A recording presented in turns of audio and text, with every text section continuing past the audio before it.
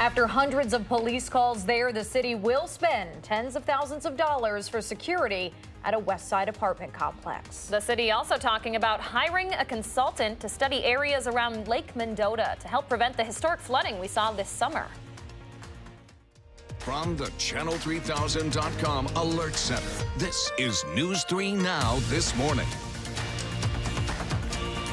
Good morning and welcome to News 3 Now this morning on this Wednesday, March 6th. Freezing out, Hattie says, but gorgeous sunrise already up at 6. Yes, sun is up early. Skies are clear, so we're able to see some of that sun this morning. Take a look from the Queen Bee Radio Skycam in Platteville early today. It is a beautiful start to the day. It is cold, though. I will be honest. I need a thicker pair of mittens today. I don't know what the deal is, but it is cold outside. Temperatures are in the single digits. We do have some cloud cover to our north and west, so just like yesterday, clear skies will be replaced with a little bit of cloud cover for the afternoon. Even a few scattered flurries possible later today. Temperatures, though, are still dropping. Here in Madison, we're down to 3, but at least we're still above 0. It's 6 below in Lone Rock, 2 below in Camp Douglas, and 3 below in Boscobel. Temperatures will warm just a little bit more than they did yesterday. Our high yesterday was 17. We're headed to 20 this afternoon, so technically warmer, but it still will feel pretty chilly when you factor in that southwesterly wind. A look at traffic now to see what's happening on the roads. Again, no issues weather-wise with travel this morning. We're not seeing too many delays just yet. No accidents in the area either.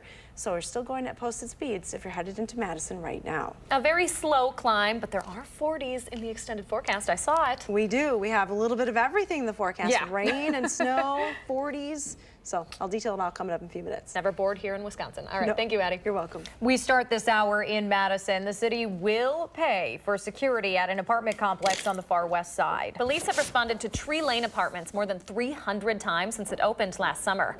Our Christina Laurie's been following those developments. She's here with the latest this morning. Good morning, Christina. Good morning, ladies. The apartments on the 7900 block of Tree Lane, where formerly homeless families live, will now get more money to improve security after the council rejected a similar proposal last week.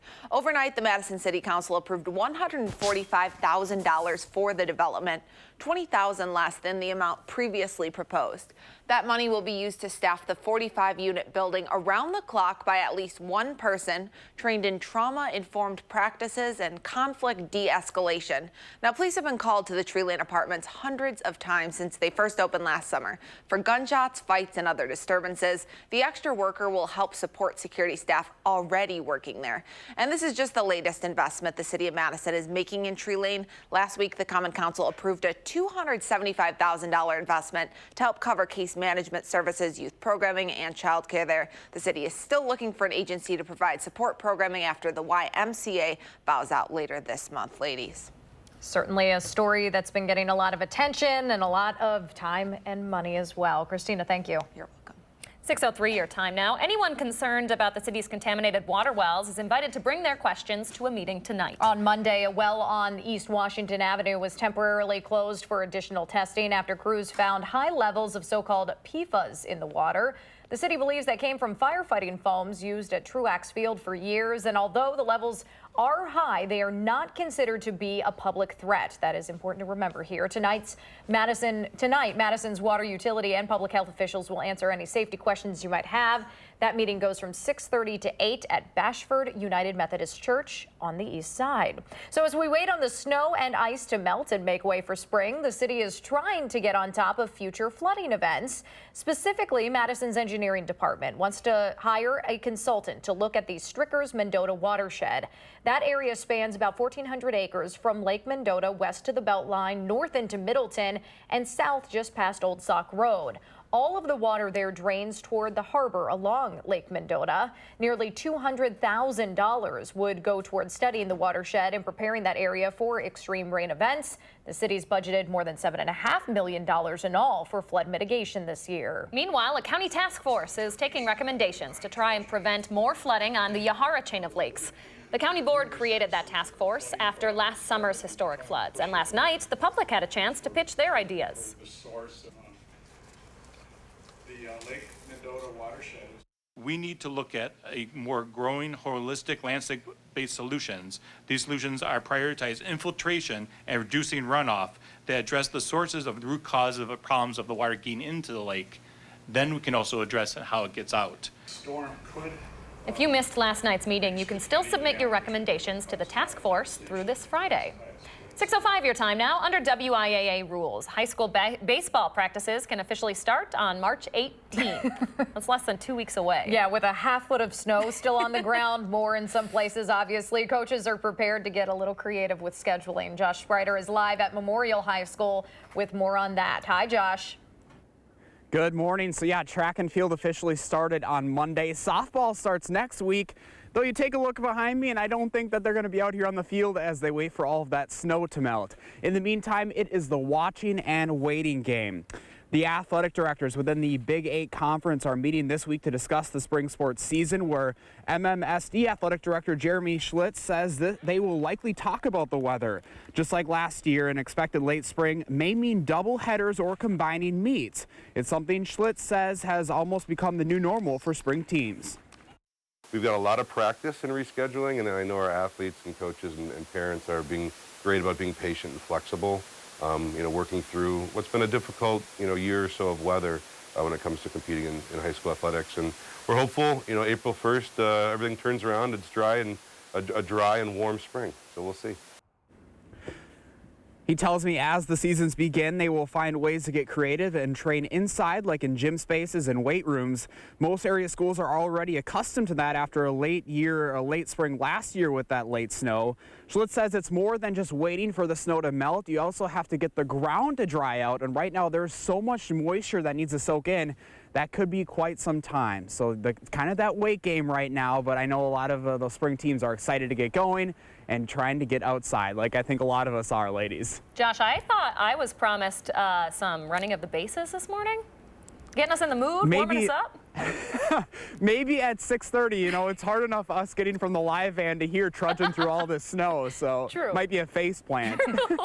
That's live television for you. All right, Josh Spreiter reporting for us. Thank you, Josh. 6:07 right now. And parents, there's a discussion happening tonight on why childcare is so hard to find and so hard to afford here in Wisconsin. The League of Women Voters is hosting that forum downtown. Recent research shows more than half of Wisconsin families live in a so-called childcare desert, where there are 3 or more children for every 1 available childcare spot. Dane County experts will talk about what's being done to fix the problem and how others in the community can get involved. That discussion is from 7 to 8:30 tonight at Capitol Lakes Grand Hall on Main Street. So Madison's foodie community is giving us all a little taste of what we can expect once the city's public market opens up. We're going to tell you where you can meet some of Madison's up-and-coming chefs and try their creations for free after the break. Looking forward to that. We are still in the single digits this morning, so you might want to get inside, find maybe a warm cup of soup to eat. Hattie does expect us to get around 20 degrees for a high. She has more of a warm-up and more snow to talk about in her full forecast. That's straight ahead on News 3 Now this morning.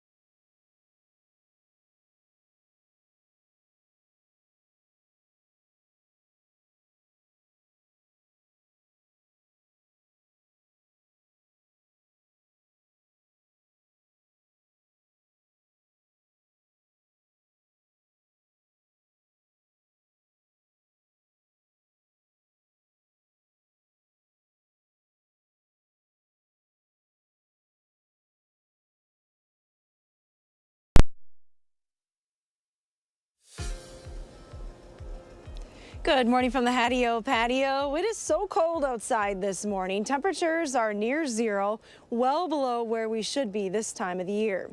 Tell you too that are pretty happy with this weather. The polar bears, they are right at home with these colder than normal temperatures. Oh, so happy this morning, already out and playing.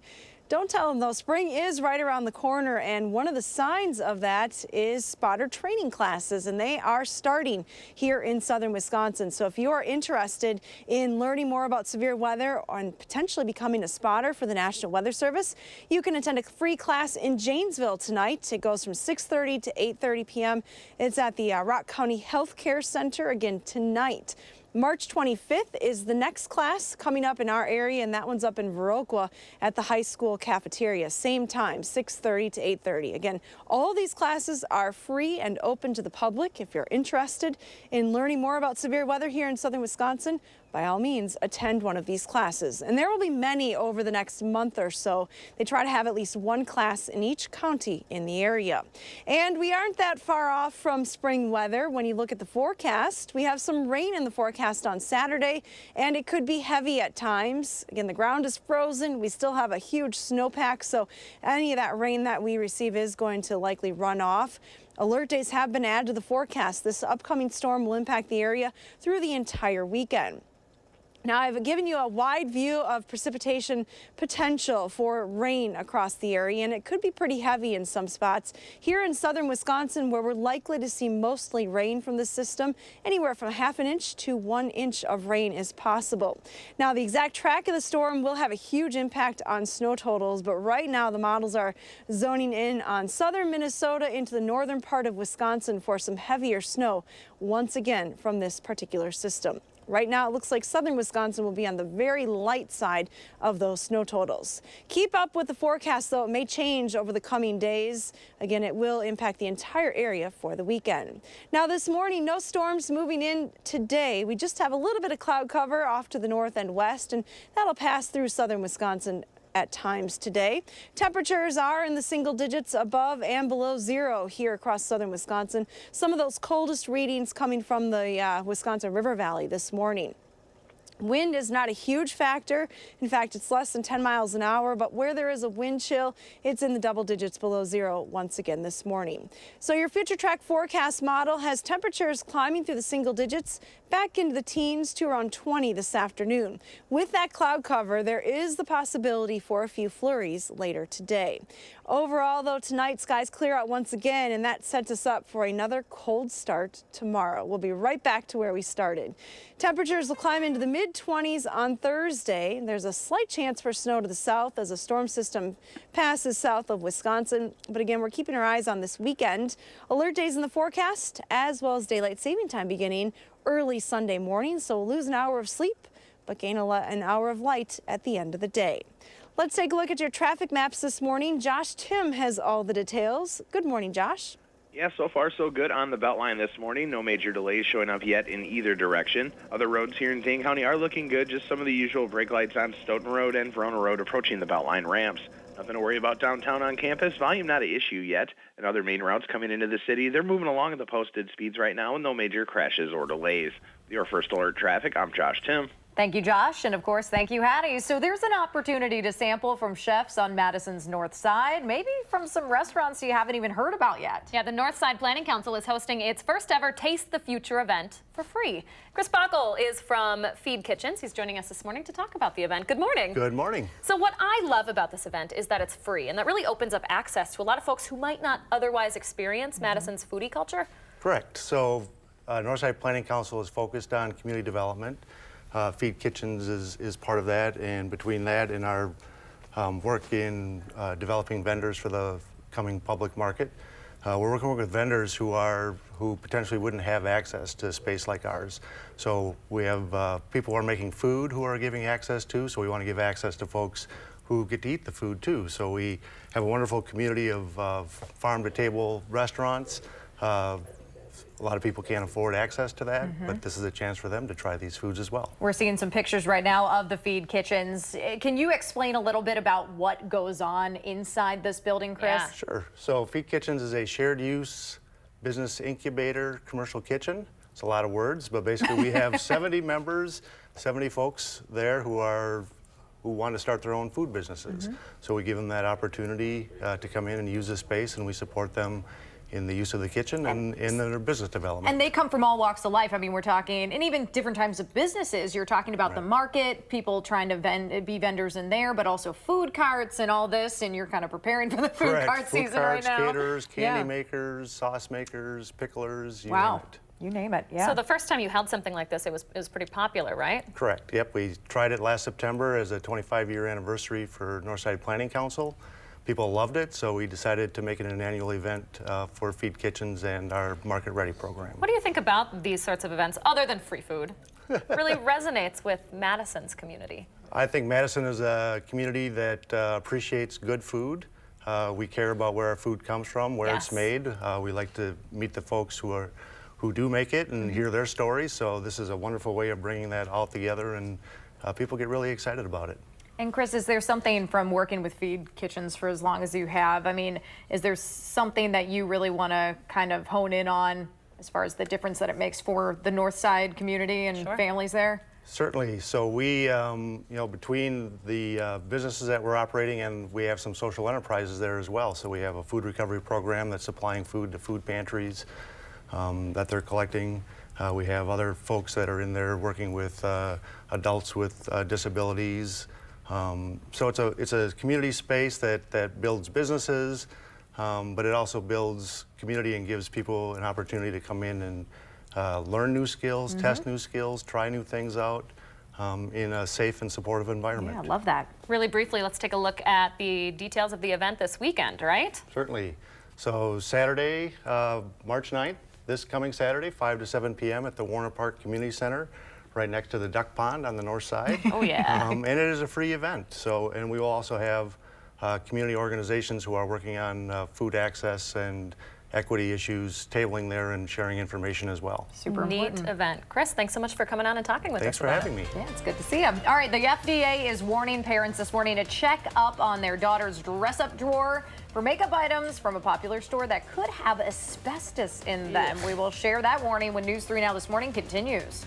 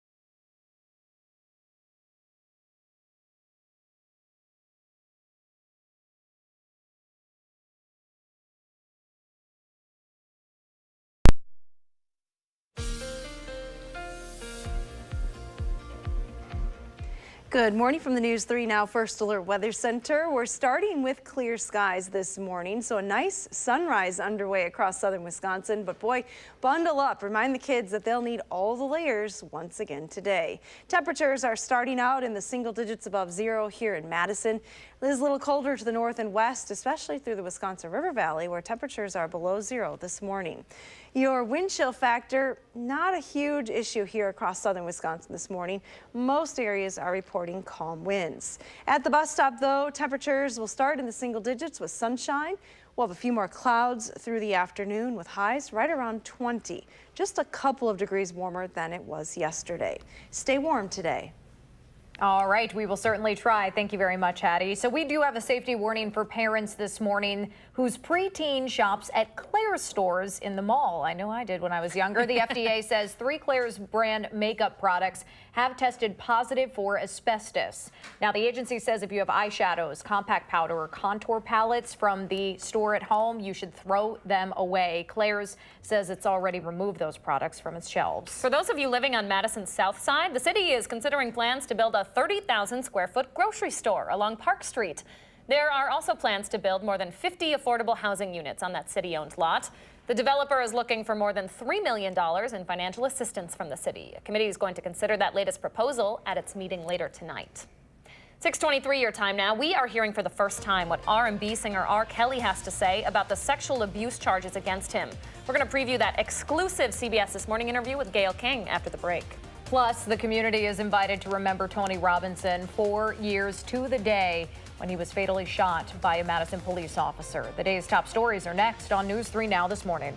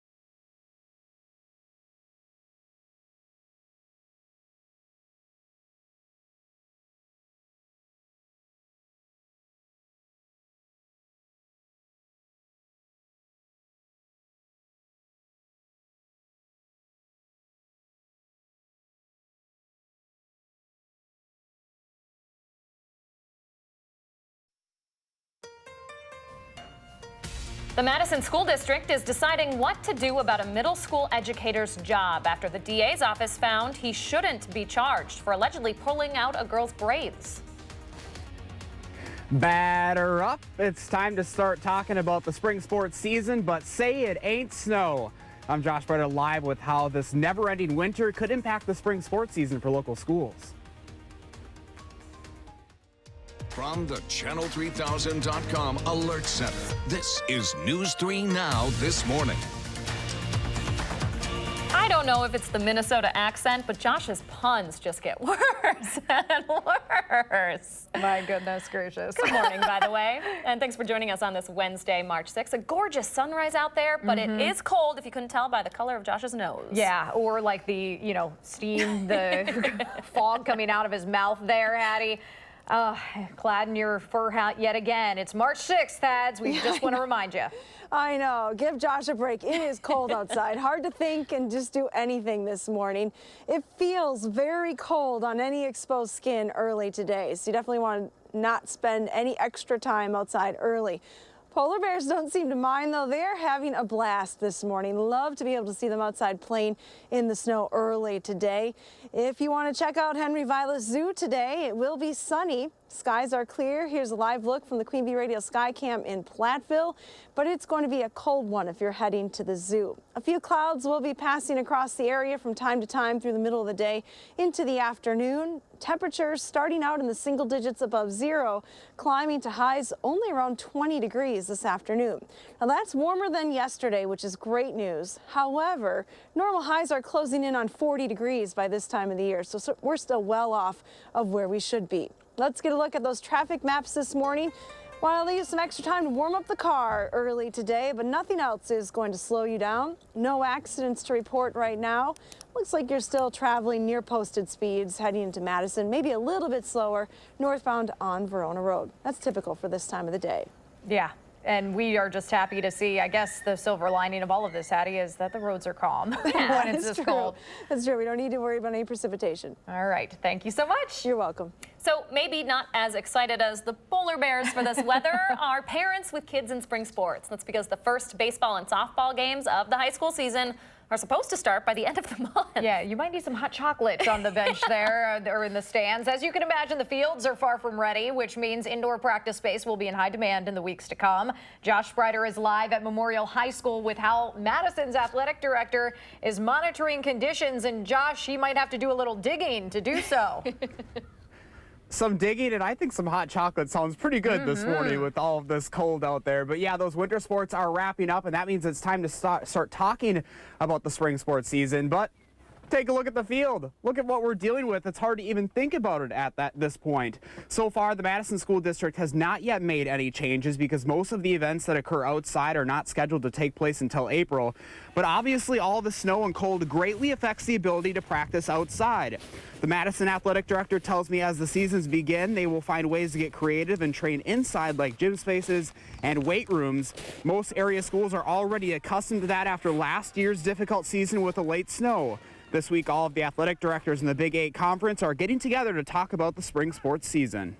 Right now, we're far enough out where we still feel like we're not at risk of needing to change some things, but maybe we need to plan, hey, if this doesn't change and we know we're not going to have fields that first week or two of April, what's our plan?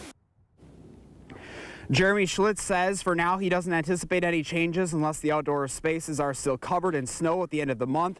For now, the district is hoping for an early thaw and for things to dry out by the time April comes around. Track and field already started on Monday, and softball starts next Monday. So I'm going to give them a little bit of a head start and try to find those bases this morning. It's a lot. It's very hard. There's a lot of snow to trudge through out here this morning. But yeah, they're going to have to deal with all of this. Come Monday, though. That's quite the workout there, Josh. Hey, I'm doing pretty well. I'm kind of impressed that I'm not tripping over myself. We just don't even know if he's hitting the bases, though. He could be out at any moment. But yeah, so right now it's just the weight game, but I think a lot of people are getting anxious, and not just the athletes and the parents. I think a lot of us. That actually felt kind of good. Hey, we're getting going this morning, getting that blood pumping. Josh. We will send it back to you guys. Oh, the puns continue. Josh, clearly a Minnesota boy here. He has no problem running in snow. No faceplants for us. All right, Josh, head into the truck. Warm up you a little can count bit. on me. Thank you, Josh. Staying in the Madison school system this morning, an acting principal will not face criminal charges after an 11-year-old said he ripped out some of her braids. Madison police have released their investigative report made up of interviews with 17 different people, all of whom had slightly different accounts of what happened. This is video from Whitehorse Middle School. The police report says it all started when the students sprayed too much Febreze in the classroom. The reports start to differ when teacher Robert Mueller-Owens walked in to defuse the situation, though they all end with Mueller-Owens, another teacher, and the student all somehow falling into the hallway. That's when the girl says she noticed some braids had fallen out of her hair. The Dane County District Attorney says based on that evidence, Mueller-Owens should not and will not be charged with a crime. The girl's family disagrees and says they're not done fighting. It is my job to review all the information and render an opinion based on how the law defines a crime. I have done that. And in this case, I do not believe a crime was committed. In this situation, that she did not follow directions as to step down. She should have followed directions. But it did not deserve for her to be beaten by an educator. I feel like he lost his cool. So while no criminal charges will be filed, the school district will still decide what to do about Mueller-Owens' employment. He's currently on administrative leave, and the district has said he will not be reassigned to Whitehorse Middle School. Employee policy does not condone the use of restraint or seclusion when dealing with students, and unreasonable use of force is prohibited. However, those rules state there are times when reasonable restraint is in fact necessary. So now the district will review the 80-page police report to determine if Mueller-Owens' actions violated the policy. It's unclear how long that process will take. Just into the Channel 3000 Alert Center this morning, Fitchburg police are looking for a man who attacked a woman in a gym parking lot last night. It happened around 8 while the woman was leaving the Princeton Club, what used to be the Gold's Gym off McKee Road there.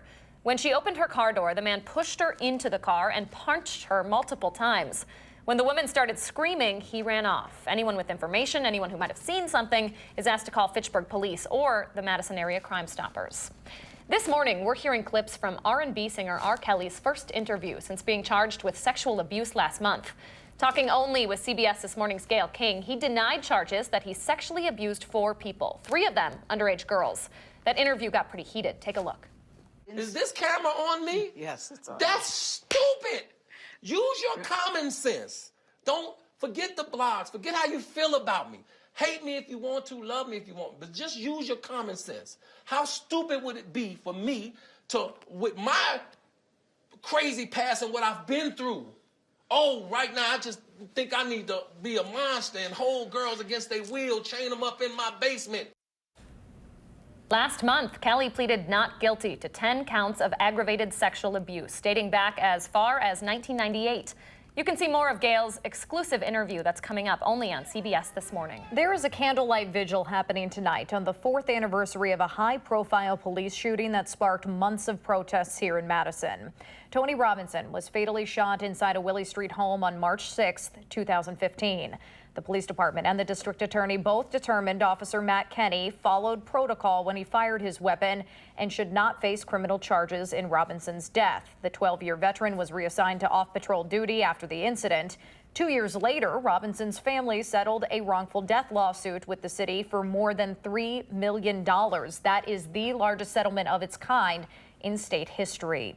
Tonight's march and candlelight vigil starts at 6 p.m. at the Social Justice Center on Willie Street, just down the road from where Tony Robinson died. Anyone is welcome to attend. 4 years later, still a sensitive topic for lots of folks. Lots of folks will be out there tonight. Certainly got a lot of attention then and continues National to now. attention. Yep, certainly. All right, 6:36 your time now. The FDA has approved a new antidepressant nasal spray that might help people who haven't had any luck with other prescriptions. That story's coming up in the morning sprint. And we are taking a look at some of Governor Evers' plans to boost tourism in the state that might include not having to fill out hunting and fishing license paperwork every single year. We'll share the details when News 3 Now This Morning continues.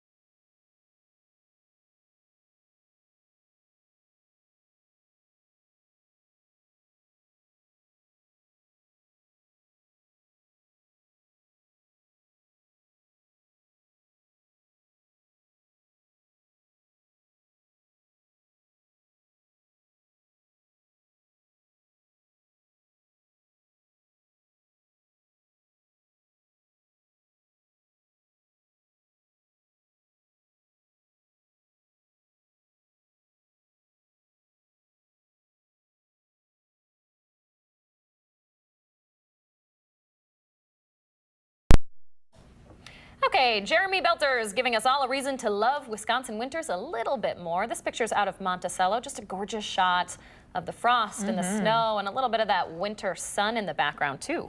Yeah, just really nice. It does feel cold, but it still is pretty out there. So just a reminder, there is a silver lining or a frosted lining to all of this. Yeah. Yeah, thanks for your shot there, Jeremy. What does your morning look like? Take a picture and post it on any of our social media pages.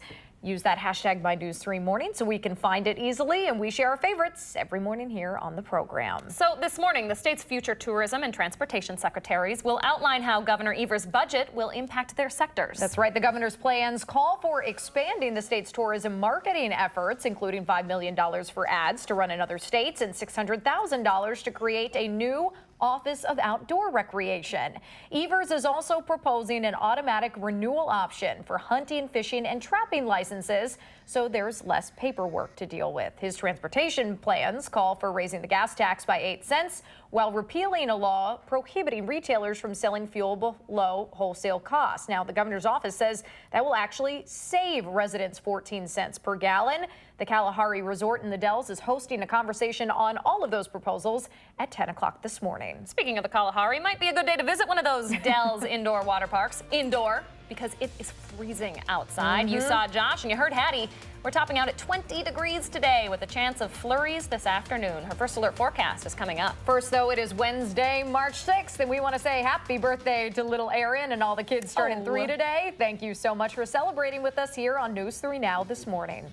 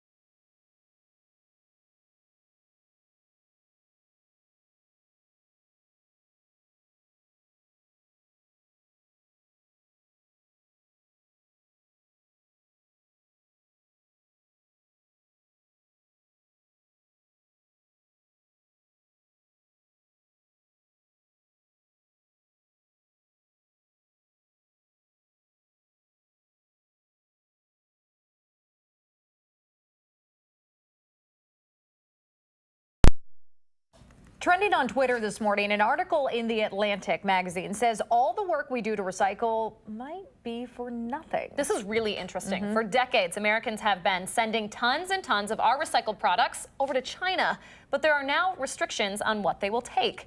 Last year, China restricted imports of certain recyclables that include mixed paper, think magazines, office paper, junk mail, and most plastics.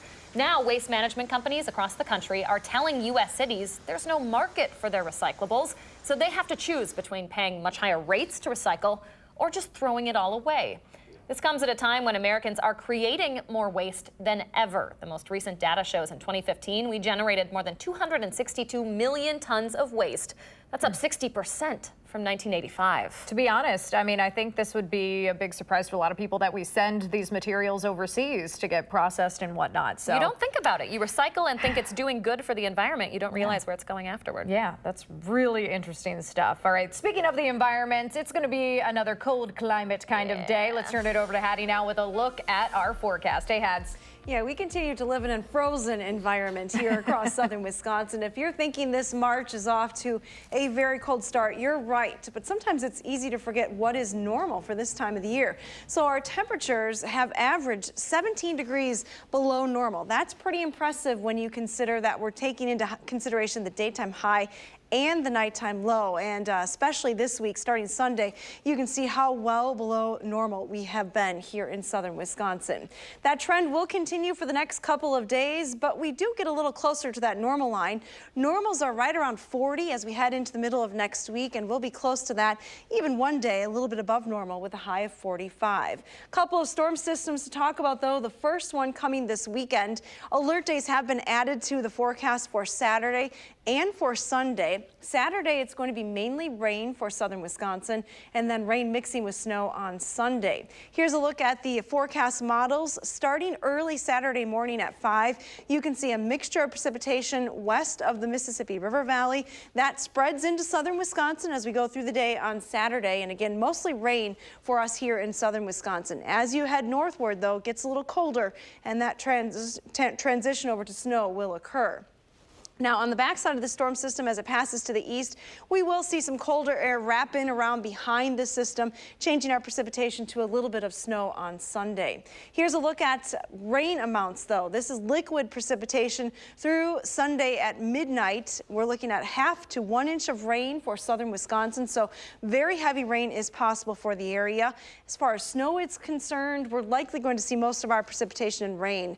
Very light amounts here for southern Wisconsin, but this forecast model indicating that there could be a pretty large band of some heavy snow once again. And parts of Minnesota and northern Wisconsin have just been hammered recently with heavy snow. It looks like maybe more on the way for this weekend. Here's a live look from Platteville, though, with a little bit of cloud cover coming in from the west. Sun is up, though, a great sunrise shot this morning. In Platteville, it is 1 right now. 5 in Mineral Point, only 3 here in Madison. Luckily, there's not much of a wind to factor in this morning. Here's a look at your Future Track forecast model. Clear skies early today, but some clouds moving in as we head towards the middle of the day. Temperatures will top right around 20 degrees. There is a chance that a few flurries may develop from some of those clouds later on today. No accumulation, though, is expected. We clear out once again overnight, and that sets us up for a cold start tomorrow. We're right back where we started today. Temperatures near 0 tomorrow morning. Slight chance for snow in our far southern viewing area late tomorrow as a system passes to our south. But we're keeping our eye on that one for the weekend that will impact travel for the area. Look at all the green in this picture. I couldn't even, for a second there, I couldn't see Diva. Diva has quite the life living in the U.S. Virgin Islands. Ooh. That would be a very nice place to be today. Quite a tree hugger there, huh? Yes. I'm just jealous of Diva. That tropical. There's green. Warmth. I know. There's just green in itself. Oh, I forgot what that looks like. Right? It'll eventually. Right? If you say so. It's going to come eventually. All right. Thank you, Annie. You're welcome. The Morning Sprint's coming up next right here on News 3 Now this morning.